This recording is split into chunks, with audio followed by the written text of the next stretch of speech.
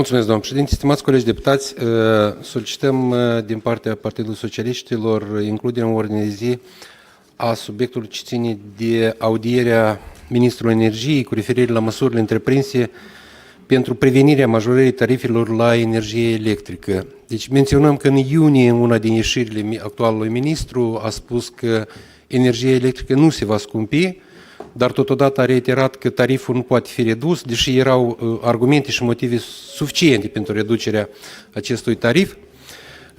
Totodată în noiembrie spune că energia electrică poate fi scumpită, deci declarațiile se bat cap în cap. Pe de altă parte avem și necesitatea de a audia acțiunile întreprinse pentru corectarea facturilor eronate pentru consumatorii casnici la gazele naturale, care au primit sume care nu țin de acești consumatori. În felul ăsta socotim absolut necesară audierea Ministrului Energiei la aceste